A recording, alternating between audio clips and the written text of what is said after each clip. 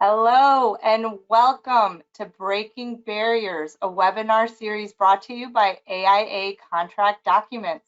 Thank you for joining us today. Before we get started, I'm going to go through a few housekeeping items and then we'll dive right in. So this presentation is protected by copyright laws. All AIA Contract Documents education and resources are not provided as legal advice. They are for general informational purposes only. We always suggest you contact your legal counsel if you have any questions. This is the vision of our program. This is the 5th installment. And what we envisioned when we started this is to provide to feature industry voices and women leaders, and also provide start dialogue, provide a forum where women can share their experiences, ask questions, and provide support. I also want to specify and emphasize that this is not only for women. This program is for all. Our goal is to also discuss ways that companies such as those of you on the call, can create and provide programming for women that can attract, support them, and advance them through the company. So this is very much an HR issue, in my opinion. So we love to have advocates, HR professionals, departmental heads on the call. So if you're there, please know that you are all our target demographic for this very important topic.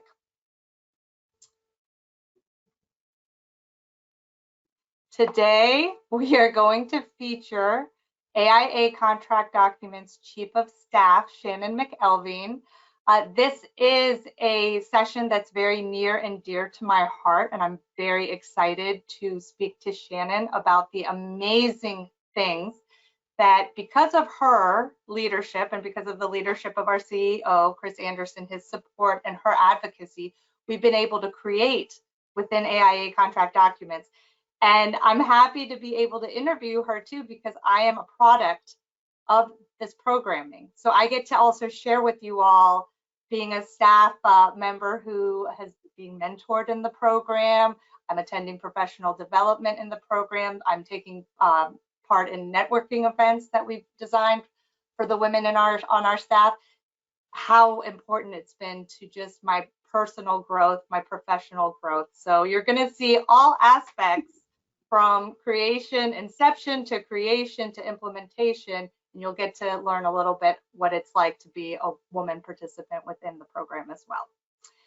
I am Hasti Hijazi. I am the education director with AIA Contract Documents. I've been with AIA Contract Documents for 11 years, and really recently, I've always enjoyed it, but now recently have had just this amazing reawakening, professional reawakening because of this program. And also because Shannon is my mentor in the program. So we're going to talk about all of it. So with that, I am going to stop sharing my screen, but I'm going to go ahead and tag, show our social media. If you'd like to share your biggest takeaways while we're speaking today or after the program, feel free to share. Hashtag Women in Construction, hashtag ACD Breaking Barriers. Our goal is also to start dialogue about these important issues and have a social media presence around this. We'll also be sending you the recording along with the website where we have all of our Breaking Barriers episodes recorded and available to you. And then you can also see future episodes, registration pages on those as well. So you can catch up if you need to, and you can look forward to the future because we will continue featuring premier voices in the industry. So with that, I'm going to go ahead and let me stop sharing my screen so I can see Shannon. Hi, Shannon. Hello, Hasti. Thank you so much for taking the time to be with us. I know how extremely busy you are. And again, I think this is part of just your overall MO of advocating for women both within our organization and within the industry. So again, thank you for your time, and we can't wait to talk with you. We're going to get started first. As always, we want to get to know you, get to know your background, your educational and professional background. Let's start there. What made you decide in this industry? Where have you been? And then talk to us a little bit about what you've been doing professionally in AIA Contract Documents itself. Sounds good. So it's really interesting. I knew at an early age that I was interested in drafting and architecture. I started taking drafting classes actually in the 7th grade in middle school. By the time I was a junior in high school, I was in 4-hour blocks of architecture. In my senior year, I worked for an architecture firm in Atlanta. In the afternoons, I'd leave school at 1 o'clock and go into, at that time, I'll probably date myself by telling you this, but my job was to run the plans through that wonderful machine to make copies. All the great smells of architecture plans. And I inked drawings, I made copies, but I learned a lot about the profession at that point, and went on to go to school at Georgia Tech in the architecture program, and had a sidestep in my life, a great sidestep, but wound up leaving the architecture arena and going into the accounting arena. And one of my first jobs after leaving Georgia Tech was to work for a mechanical contractor. And Hasi, one of the things that I think is really important in all of our careers, and I tell people that want to advance in their careers to learn everything about the area that you're working in. And I started in this mechanical contractor. I was running payroll and paying AP. And from that point, I advanced my career through the accounting arena. I wound up finishing my education with an accounting degree from Clemson University. Went back to school as an adult and did that, and stayed in construction. I've worked in, like I told you, a mechanical contractor. I've worked in a tilt wall company. I spent about 12 years in concrete construction. And then I went to work for a multifamily HVAC company where I was controller and then a CFO. I've worked in 2 general contractors, so I've had experience in both subcontractors and general contractors arenas in the construction industry. It's it's when you go into construction, you either go into something in the office or you have the opportunity to go into the field. I was lucky. I worked for several owners of construction companies that were very influential in teaching me all aspects of the business. So it wasn't just accounting. I learned estimating and project management. I had a VP of operations who actually taught me to do layouts of panels and tilt wall. And so I could lay out panels. And when I would go to a job site, everything sort of started to click together for me. So I understood what was happening on the job site and how, as in somebody in finance, that I could actually help to influence the success of those jobs. Being in construction finance, I often used the AIA Contract Documents. And so coming here, I was an ex-user. And so use the platform, use the documents. And so the transition into the company, I was, familiar with the product, which was really helpful. Took a sidestep about 3 years ago. I came to ACD as the interim CFO, but wound up staying here to help, separate our company from the AIA, stand up all of those core systems, separate the core processes, and then came on full time to continue to help drive those projects to completion. Took a job as the Vice President of Strategic Solutions, helping with the strategy of the company, and then last February took the Chief of Staff role, which is more operations, which I love, absolutely love, because I get to deal with every group in the company. And human capital reports to me, customer success reports to me, the project management office, revenue operations, and then our content team, who is actually the lawyers that work with the docs committee to create the content that we sell. So I have pretty good cross-functional work. I also work with the product team, the marketing team, and I get to go back and work with my finance, my finance coworkers as well. So it's a lot of fun. You're a busy lady. We know Yeah. that. That's for sure. So now I'm going to ask you a few just personal questions about your career. I love this question, and it's just so interesting to hear what different people have to say. What is the thing you are most proud of in your career? I'm most You've proud done a of. lot, so it's kind of a hard one.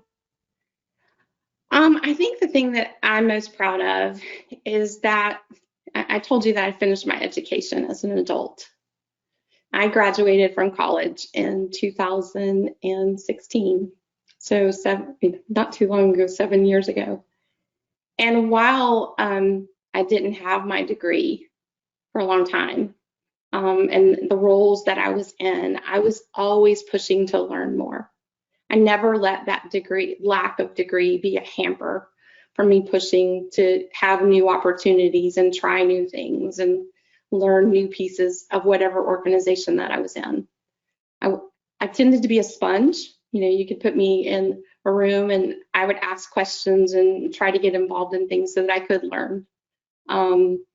And each of those experiences has added to my next experience. So everything I've learned along the way, I've brought to the next role that I've had. And when I finally did finish my degree, it was almost like just sort of the bow on the package, because I'd been working for so long, and I'd worked for Coca-Cola, I'd worked for Fujifilm, I'd worked in construction, and so I had a lot of varied experience. I'd worked in an employment law firm, and I had a lot of different opportunities to sort of figure out who I wanted to be when I finally had that bow. And as soon as that bow was there, I landed right back in construction and just knew it was my home. I mean, it was the place that I just really enjoyed being. And I went back to concrete. And I remember when I first went into concrete, I was a little intimidated because concrete, the tilt wall piece of it just was really complicated to me. And I remember feeling intimidated when I first went in. But the more I learned about it, the more I loved about it. And just all of the pieces and all of the components that it takes to run a project. One person can't do it by themselves. They're a team, and passing back and forth to make sure all the handoffs are right so that the project can come to fruition. And it starts with design and it goes all the way through the end of the construction project to hand it over to an owner. So it's a long process. But when you're involved from, you can be involved from the very beginning or jump in the middle. It's exciting, whatever point that you're in. 2 points that makes me think about, Shannon, is, I've done 5 of these now. And that I want to emphasize your point of be a sponge and learn everything that you possibly can about the business for any young professionals on the call, because I've heard presenter after presenter talk about that in order to advance, you have to learn everything that you possibly can. Don't say no to any opportunity, even if it's not in your comfort zone or it's not even in your area of expertise. So I just think that's such a great, that's actually a piece of advice right there, is just be a sponge, learn everything that you can. I also think it's pretty amazing too that you're also a testament of someone who worked their way up with, your mother, going back to school as an adult. This is a lot of moving pieces. So it's also a testament of how, as women, we just have so many things going on, but you absolutely can advance. Yeah, I think the thing that I learned through that process, Hosty, is to rely on the people around me to support me. You can't do it on your own. And whether you're going back to school or you've got a certain seat in a company, you're never by yourself. You're in a team, and you have to trust your teammates around you to, call you out when you need to do something a little bit more or help you along the way. And when you're doing that for each other, you're making each other better. And I had support at home. Can't tell you how many times I cried over statistics and didn't like that class at all, but got through it. it's just you have to accept the support that's around you, and really you have to ask for help at times, and it's okay to ask for help. It's okay to say, I'm interested in doing this. What do I need to do? And I don't know how to get there. Somebody around you is going to know the path for you, or they've been down that path themselves. I mean, there's several women in my life that have gone back to school after I did, and they're like, how did you do that? It's like one class at a time, one test at a time. And you learn there's things at home that can wait, study. When you get done, you can take care of all those things. Well, it's not easy, that's for sure, right? It's not easy, but it can be done. And I think also your point about rely on your team, that's going to come in a lot when we talk about how we created the program, because one person cannot create a program like this. Yeah. You need a team of staff that are willing to volunteer their time. So, and then continuing on that vein, I wanted to ask you, what was the greatest challenges you faced in your career? I'll tell you two. One is the self-talk, and I think we all have it. The doubt that we have that because we don't have, we're not at this stage, or we don't compare to the person next to us, or our path has been different. There's voices in our head saying you can't do that. And you have to really choose to listen to that self-talk or not. I remember there's times, working full time, having 2 kids, and going to school was a little overwhelming at times. And it's really easy to want to give up when things get hard, and that voice gets louder when things get hard. And you just have to persevere. You have to have that goal at the end that you're reaching for, and you have to have a plan. What is it that you want?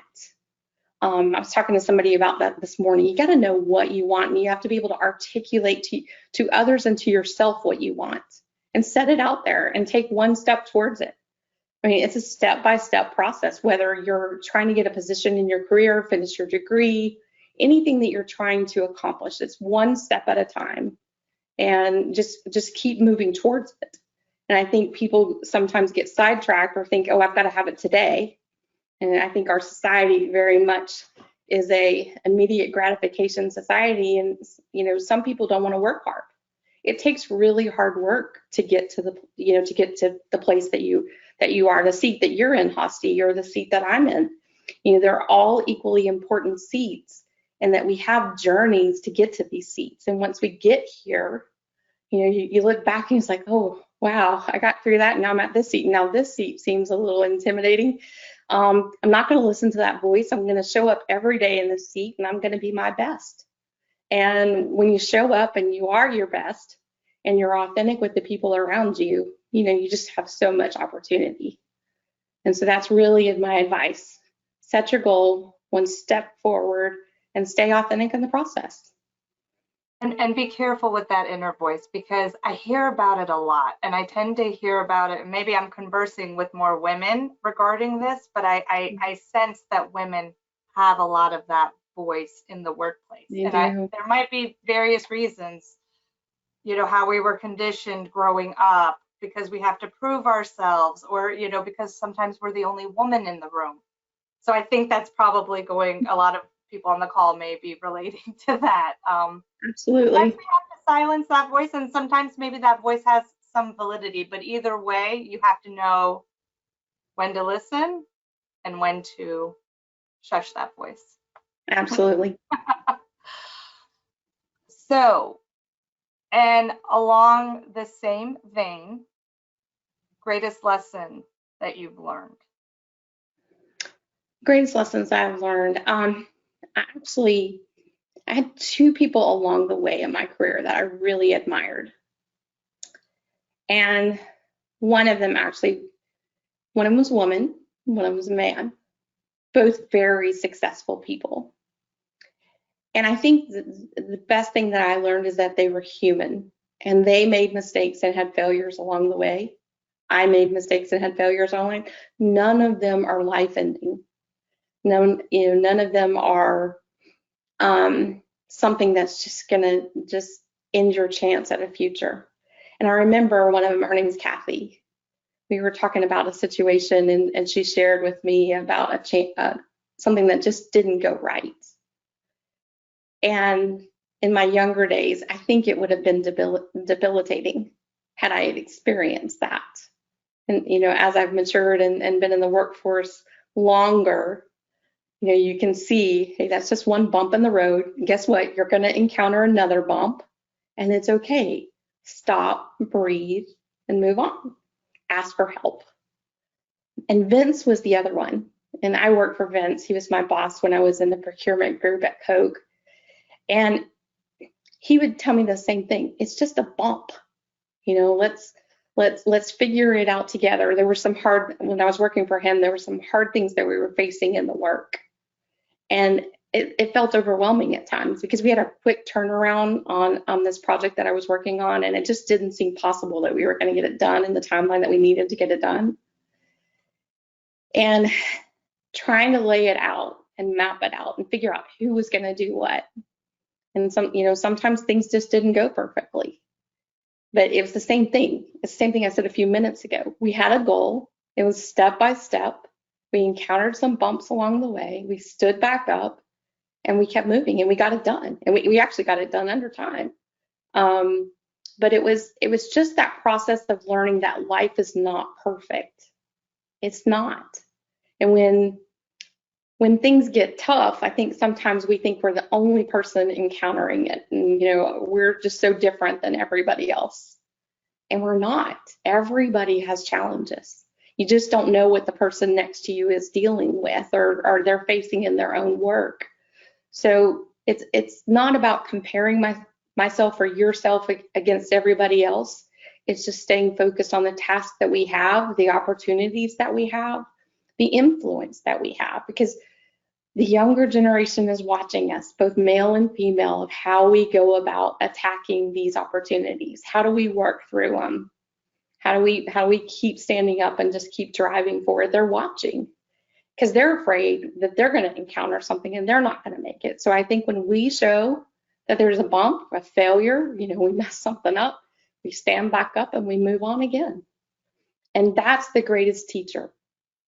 It really is. Shannon, it really is. And, we talk about it a lot on this series about that fear of failure. It's something I think that both women and men probably share. Women tend to have it, and the younger generation tend to have it so much. Just speaking from my personal experience, I was terrified to fail all through my 20s. And I wish I could go back to that person and say, don't be so afraid to fail. You will fail, and it's okay. Everyone fails, and that's how you learn, and that's how you grow. And even when you're older, you might fail. But now with experience, I accept it more. I'm not as hard on myself, right? Well, I think that the other thing, Hosty, is that the definition of failure is different now, with some experience. What we thought was a failure 20 years ago is really not a failure. It's just a detour. And it's a learning opportunity. How can I do this better? How can I do this more efficiently? Hey, maybe I need to bring this person in. They could have solved this problem quicker, or they might have had input. I think when we're young, we think, we have to conquer the world and do it on our own and show that we've earned the seat that we're in instead of bringing other people along. And as I've gone along in my career, I've learned, no, you get the group around you. You bring the tribe, because you can get through it much quicker when you have the right people around you. Well, and then you also make the people around you more engaged in the final product as well. So it's a very powerful tactic. Yeah. So listen, I was watching Iowa versus Louisville last night, and there's a young player, Caitlin Clark. I wanted to tell you something about her. At halftime, she had scored like 20 points, but between her points and her assists, she had 88% of the points in the game. At the end of the game, she scored 41 points, had 12 assists, and 10 rebounds. The thing about it is that she's a point guard, and her job is to drive what's going on the court.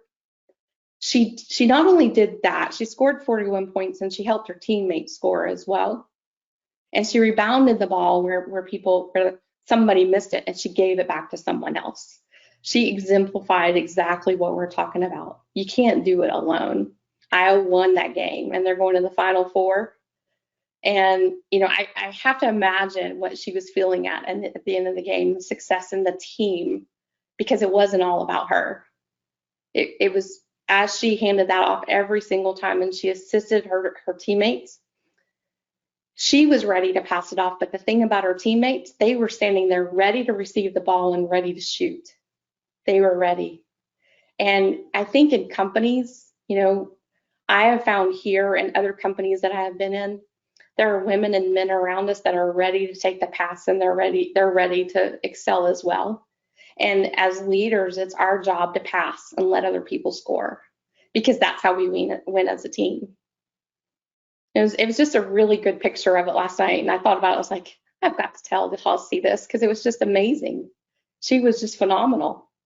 It's so And the good. whole team was shining through it. Well, let's get into it then. So we have a program at AIA Contract Documents that I'm so proud of. I know you are so proud of it as well. I know personally it's changed my life. I really had this, you know, I've talked to you about this many times. I've been pretty vocal about it, but I've had this creative reawakening because of this programming. And let's share what we've done. So Shannon, why don't you first start off, and I will say the program's name is Women Leaders in Construction. It is an internal staff program for us. But as you all can see in the audience, there was some external programming for the industry that came out of it, because it was a natural progression. But let's start from the very beginning. What made you decide to start this program? What was your first step in getting started? Because this was all you. This came you. You brought me in later, and other staff later, but this started with you and Chris. What happened? Yeah. So Chris Anderson, who's our CEO, Chris is married and has 2 daughters. And he knows that I'm married and have 2 daughters. And we were talking about opportunities for women at ACD. And he said, what do you think about starting this council? That's all it took. Go start the council, because I thought about the younger me. I thought about my daughters. I have a daughter that's 31 and I have a daughter that's about to be 20. So I thought about them. I thought about my sons, and what kind of impact at ACD would it make if we had a place that women felt empowered, where they could get additional professional development, they could get mentoring, they had a chance to talk to other people in the industry about how to get to whatever it is their goal is. And I think that's the big thing, is that we all have different stories and different journeys, but we all want to grow. And so giving a safe place that people could come and be part of that was really my vision to begin with in this council. And, you know, I had to go through and pick some help. I knew I couldn't do it on my own. And we have some amazing women at ACD. And so went through and just identified some women that, you know, they're leaders. You know, they're standing out in the forefront of whatever group they're in. I mean, we have the controller from the accounting group, Teresa. We have Sarah from our content team. Hosty, we have you from the education piece. We have Stacy from marketing, and we have Kanisha from the customer success team. So we have a diverse group of women that are doing this. And I think one of the things I had to do right away, which is, I will admit it now publicly, was a challenge for me. I had to step out of the way and let you guys figure out what was going to happen here. It couldn't be me telling you what I thought needed to happen. I wanted for you guys to own it and really be able to execute it. It needed to be your ideas. I could be here to be your support, but it needed to be yours. And what I've seen is that you guys came up with 3 things: professional development, mentoring, and networking. And you can see, because they were your ideas, you guys own it and you're making it happen. And each step of the execution just seems sort of easy, because you planted the seeds and it grew. It wasn't a seed that was planted in you. You did it yourself. And I think that's one thing that has made this committee really successful. The other thing is that we've been very, very intentional about bringing our women in. We went out and solicited women that wanted to be mentored. We didn't mandate it, we let them volunteer. And we have 12 women right now, and you have to remember we're a group of 28, but we have 12 women right now involved in the mentoring program. And I can tell you from someone who is a mentor, I know that the mentors are being impacted as much as the mentees are being impacted. Our lives are changing too, because it forces us to grow as well. We have standards for our mentoring program. You must meet once a month, at least for an hour, and you're held accountable to that. I have to go fill out my form that I had my meeting with you, Hosti, and with Caitlin. And I know you have to do the same thing. And it holds us accountable. And we also do surveys to make sure that the people are getting out of the program what they need. The last thing you want to do is match somebody who's not a good match. So we have regular check-ins with our mentees to make sure that they are getting what they need and they feel like they're matched with a good mentor. And I think that that transparency of making sure we're checking in, the accountability of our mentors is what's driving that program really forward. The other thing we've done is obviously around the professional development. We have not only these breaking barrier webinars for external, we have a brown bag series inside. And our guys will tell you that it's not just for us girls. We invite men and women to our brown bag series. We've done public speaking, some business writing, things that are really going to help people just across the organization. And they've been well received. And we've got some more exciting professional development coming up with Ruth Calabrese. We're going to be doing some stuff on emotional intelligence. How do we work with other people? Because you have to be aware of who you are and who you're working with and be smart about those relationships. And so I had emotional intelligence training when I first became an executive, and I can tell you that it made a huge difference in my life, and I'm hoping that it will do the same thing here. We're also we have a diversity committee as well, and so we're working side by side with them. And then the networking piece, just making sure we're connecting. And my favorite thing, Hosti, is the networking event that we had last year at our first all hands. We used it as just a chance for women to give feedback on how our benefit programs were structured in the company. And you know this, Hosti, we had 3 major policy changes that came out of the feedback from this council. We implemented a parental leave policy, we went to unlimited PTO, and we totally revamped our benefits for the benefit of all people in our company, all families in our company, but it was a direct input from the women in this council and the women that participated in that networking event. So we're driving change. And it's real change that it impacts every employee in this company. So I want to recap for everybody in the audience because there's so many good steps here and I don't want anyone to miss anything. So, and I also want to emphasize to anybody on the call that is from small companies, we didn't have a budget for this last year. This was completely internally driven with no or limited budget. So don't let budget scare you. What I always say is there's 2 things that you absolutely need. You need staff that's willing to volunteer their time, and you need genuine support from leadership. If you have those 2 things, you can create whatever you want, and it's staff-led and supported, and the staff is very engaged in the outcome.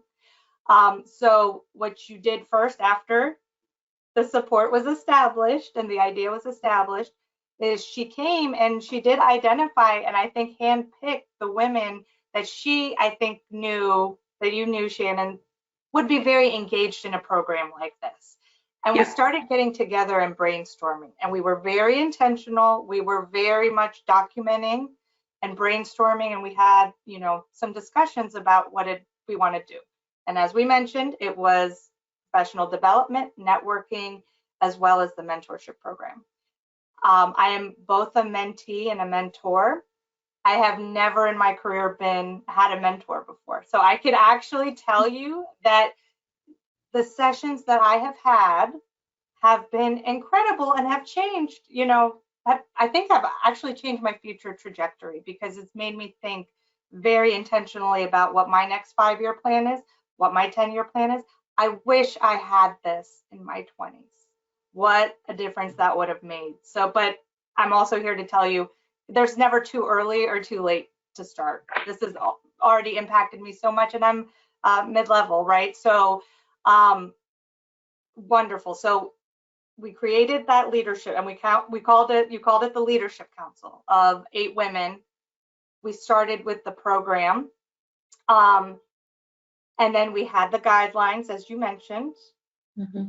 We started surveying staff as well. So not only did the 8 women staff create this program and brainstorm, but we started eliciting feedback from the women in the organization. Do you want to be a part of this? How much time could you allot to this? It made it very clear it was optional, because the last thing you want to do is make anything, even a networking event, required, because we do all have like busy workloads. And also, when you're identifying volunteers that you want to begin the program, you can also check in with them of how much time can you allot, and do you want to be a part of this? And some will and some won't. It's you're not going to get everyone, but that program and those resources are there for those who want it. You'll also find a lot of overlap. So, we create professional development. We might do staff brown bags. They're all internally led. So our business writing was done by our copywriter. I did the public speaking. They're all internally led. So again, you don't need budget. Once you decide to allot budget to it, you can bring professional coaches and great things, but there's also a lot of free resources out there.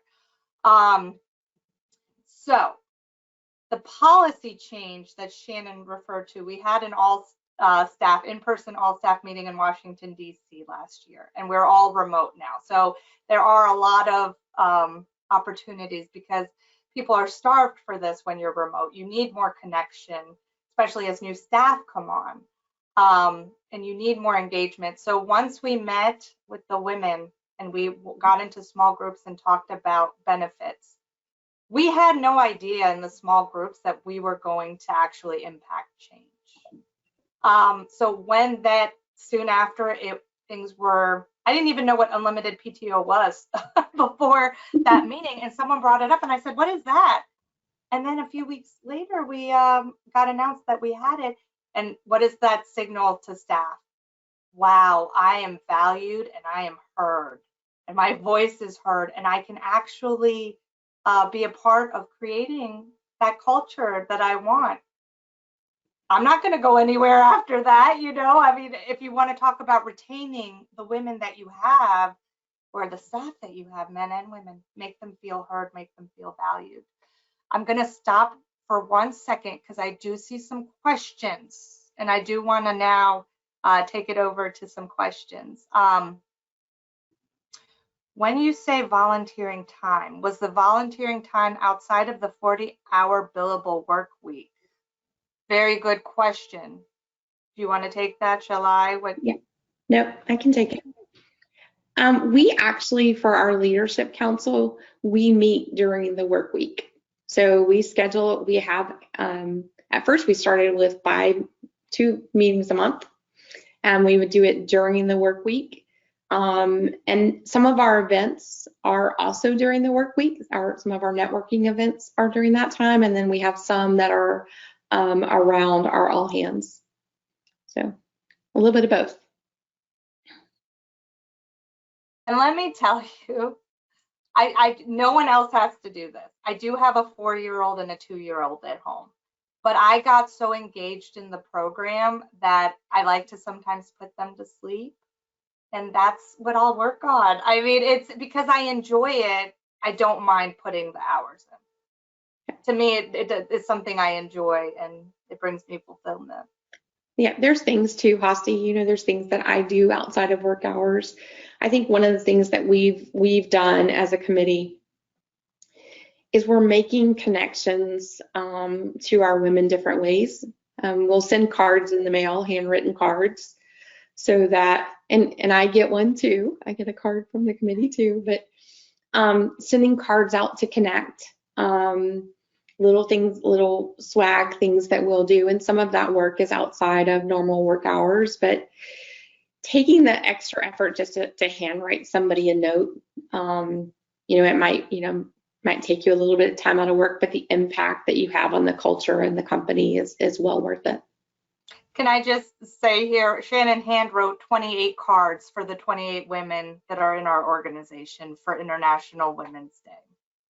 So you can be creative too. Again, you don't need a big budget. These little things add up. And again, when you're trying to change your culture, you're trying to support your staff, and you want to attract new staff because it's competitive out there right now, right? So these little things all add up. And again, they add up to staff feeling valued. And when they feel valued, they have more of a, we're more invested in the outcome of everything. AIA Contract Documents is like my brand. Like, I don't want anything coming out of AIA Contract Documents that I'm doing that isn't like of premium quality, because I'm very invested in our success as a company. I don't want to let my team down because they're so wonderful, right? So really good stuff. A few questions here. How many staff at ACD and approximately how many women? Did you have a conversation with your CEO before starting the process? And if so, how did the conversation go? And we alluded to that, but let's re-emphasize for anyone that just joined. Yeah. So Chris, our CEO, actually approached me about starting the council. Like I said, it took one conversation and I was on it. He didn't have to ask me twice. We have 64 women, 28 right now. Our 68 employees and 28 of them are women. And we do have other councils as well. First of all, we do, a woman's program can also lead to other things. I alluded to that. So it alluded to this public-facing webinar series. It alluded to all staff brown bags for everyone. So now we kind of, we take professionals within the organization, and if we need education for all staff, whether it's on writing skills or design skills or whatever, we try to share all that internal knowledge, again, at no budget or limited budget, and only for staff that want to do it. If they're willing to do it and create the presentation and share what they know, it benefits everybody. And I haven't had anybody say no yet. Yep. So Hasi, the other thing is we started our first year with no budget, but we laid out very specific objectives that we were measured on in 2022. We have very specific objectives in 2023, and we do have an approved budget this year. So that's the other thing I would tell you about starting a council is it's one thing to start one and for it just to be just for you to get together. We laid out objectives that we felt like were going to drive additional improvement in our culture in our company, additional professional development opportunities in our company, and we're measured. Hasti reports, she has a specific list of OKRs for this council, and she reports every single month about how we're performing against those, and are we delivering what we told you, what we told the company we would deliver. Because we think that when you invest in culture and you invest in people, it definitely drives performance in the company, whether it's financial performance, cultural performance, it all adds back to the overall health of the business. And so we are measured on how we perform as a council. And, I will also state here, we were lucky because we had so much support from the top. This was actually instigated from our leadership. However, if any of you are on the call and you don't have support, make the business case about why a program like this, or, having staff devote time to a program like this is going to affect your bottom line. It's going to affect profitability. There's research done. There's McKinsey research. There's things online that you can find and point your leaders to that say, hey, actually, this can actually affect, you know, our company, the health of our company, and so forth. Let me just double check. Can you share any example of those objectives? Sure. We have objectives around, Hasti and I run professional development, so I'll talk about us for a little bit. The number of sessions that we're going to have, the number of internal brown bags, we lay out what topics we're going to address over the year, the number of breaking barriers that we're going to have. We also have some additional budget for professional development for the women that are on the council. Remember, they're investing their time as volunteers. And so we have some professional development for them so that they can be, you know, the next step of leaders. Hasti was not the team leader to begin with. I was running it last year and saw some skills in her. And so now she's the team leader. One of the things that she's working on is a volunteer plan. How long are we going to be on the council, and how does somebody else get here, and what do they need to do to get here? And one of the things that we've thrown around is that it might be a 3-year service. First year, obviously, we were the founding member, so we were getting stuff set up. This year, we're executing. Next year, we are looking for our replacements and mentoring them so that they can take over the council. We know that we are not going to have all of the ideas long-term. We know that we're not the team that's going to execute long-term, and that there's other people that need to step up, and they probably have some great ideas that will drive culture even further. So that's an idea of around professional development. Networking is very similar, how many events they have to have per year. Mentoring, you know, like I told you, we have accountability around our mentoring program. We have reporting in and our surveys to say how that's going. And, you know, my next question, and I think, you know, there are ways that you measure the efficacy of any program, right? And we utilize those ways. We will survey staff in our OKRs. I'm sure there'll be end of the year reporting.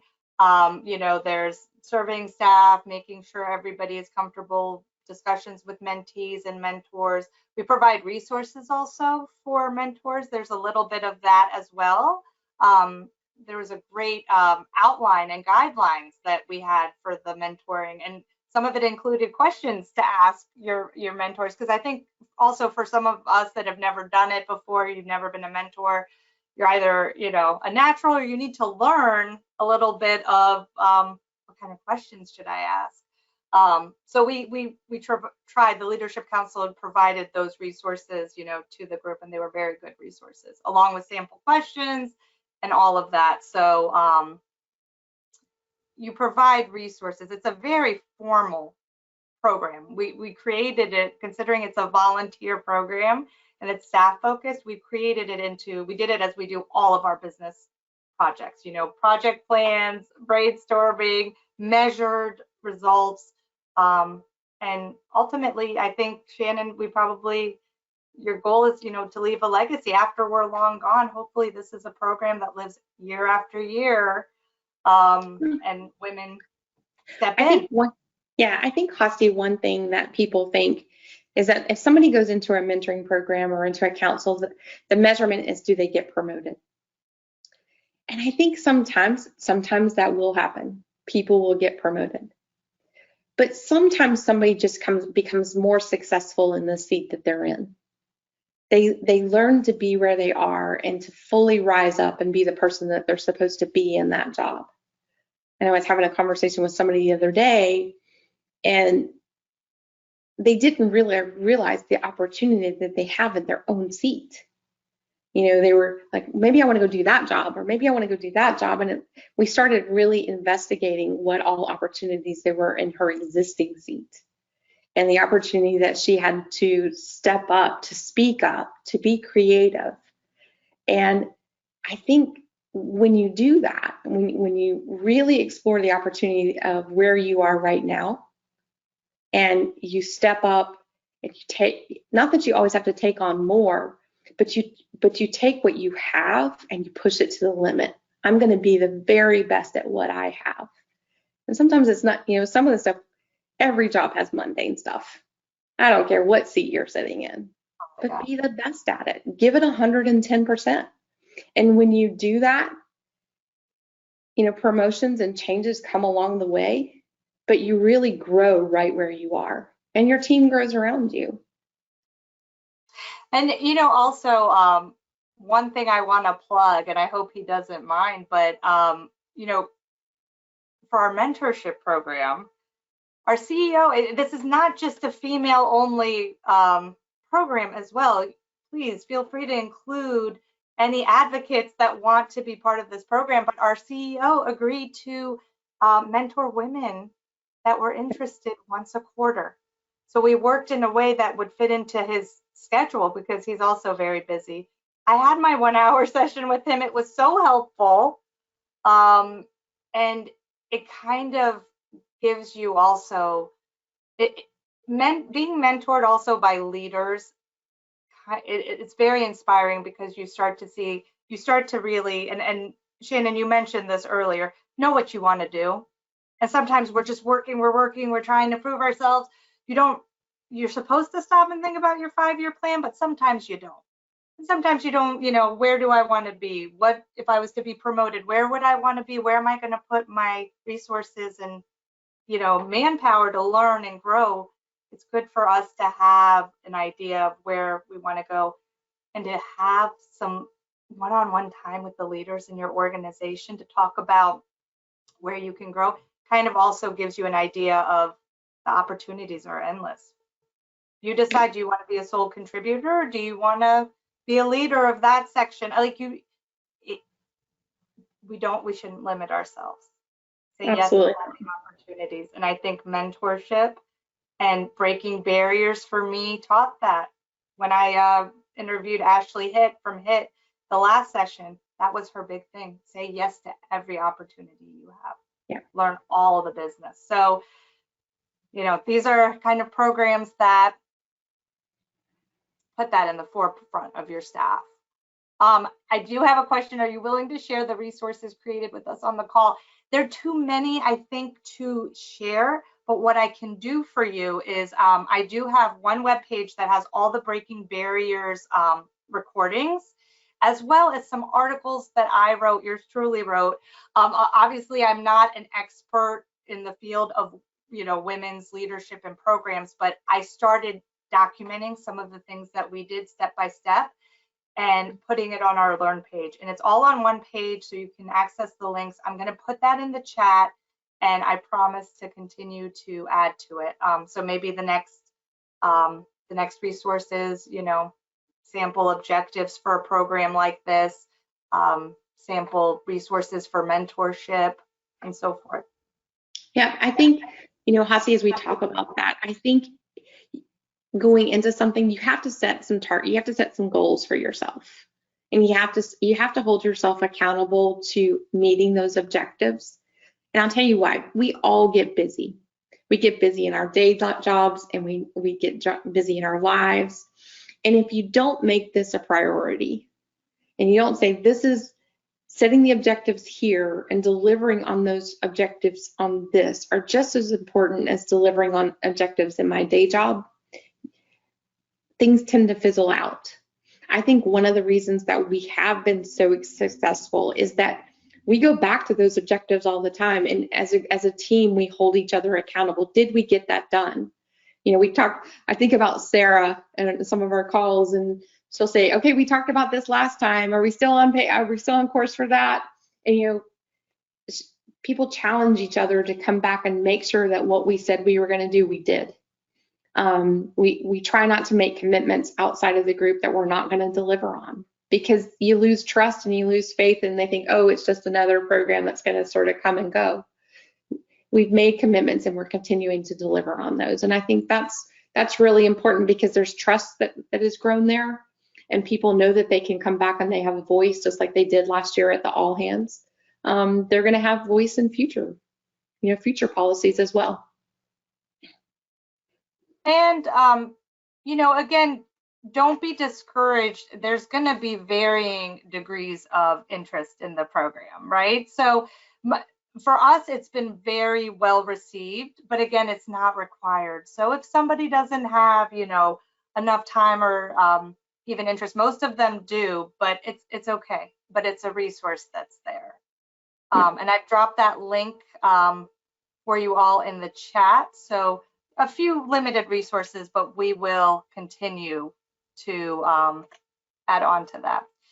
So Shannon, I know we've got about 5 minutes left. Talk to me about the advice that you have to the audience. I mean, we've shared a lot of advice, but what are some tips that you have? There's somebody in the audience and they want to start a program like this. What is your advice, either about starting it or measuring it or evaluating it? What is your advice to make this successful for them? I think I'm going to talk first about starting it. And to go back what we talked about a few minutes ago about the voice. You know, I think no matter where you are in your life or your career, you always think, am I really enough to lead this group? And that small voice is like, oh, you're too busy, you know, you're whatever you have going on, you may not be enough, or you may not have enough time. And I think the thing that I learned is that every one of us, and it's actually the theme this month for International Women's Month, every one of us has a different story, and we've had a different journey to wherever we are right now. My journey to the Chief of Staff's seat is very different than other Chief of Staffs. But it's unique, and there's been some really great learnings along the way, and there's been failures, there's been successes, and it's because of that that I am enough. And I think people need to understand that because of their own stories, they are enough to do this. They're enough to participate in this team. It's not about a competition. You know, we talked about that this month a lot. It's not about women competing with each other. It's about women supporting each other. And just because it's this group of women right now doing it, we're not any better than any other woman in the group. We're just the group that's getting it started. And there's opportunity for other women along the way to come and take it to the next step. And that just to silence that voice about not being enough, because I have grown. Hasi, you talk about the growth that you've had. I've had a lot of growth through this committee as well. And just showing up, you know, showing up with intention, showing up to give it your best is enough. The other thing is about the measurement, and I mentioned this before. Hold yourself accountable, set those objectives, and make sure you're meeting regularly to make sure you're delivering on those, because people outside are watching and they're hopeful. Okay, women are hopeful that this committee is going to stay together and it's going to deliver something to help them grow. They're depending on us, Hasti. I mean, they're depending on this whole leadership council, and we owe it to them to do what we said we were going to do. You know, not just put it out there as lip service, but to deliver on it. Our investors own it, because they're looking at it as well. Because when we do what we said we're going to do, we're making a difference in the company. We're driving value in this company. It may not always be a sell, but sometimes it does convert into people not really knowing about our content and coming. But the other thing is it's driving value in our women. And it's driving value in the women and men that listen to our webinar, because they're going to take it back and they're going to make a difference in their companies. It may not be a company, it may be a community organization that you're in, it could be a nonprofit that you're involved in.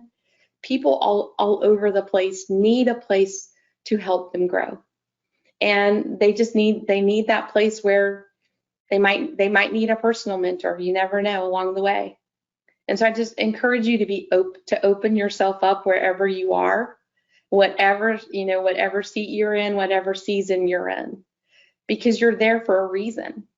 And you're called in that season to be the best that you can be. And I think for me personally, this has been an opportunity, for me to be with this group and for this group to be the best in our company, and to really pave a way for the future women that are coming here. Well, I have to tell you all, just again, as a participant in the program, I have grown so much. I've never been happier at a job. That is kind of crazy to think about, but it has just really just engaged me on a whole other level that I've never had at a job before. So Shannon, thank you for taking the time to explain the program to us. Thank you for all that you do at AIA Contract Documents. For everyone in the audience, again, you're going to get the recording, and we'll send you some resources. Don't hesitate to ever contact me directly if you have any questions and you're starting your own program. I'm very happy to be a resource in that way as well. So with that, I want to thank you all, and thank you, Shannon. Thanks, Fausti. Have a great afternoon.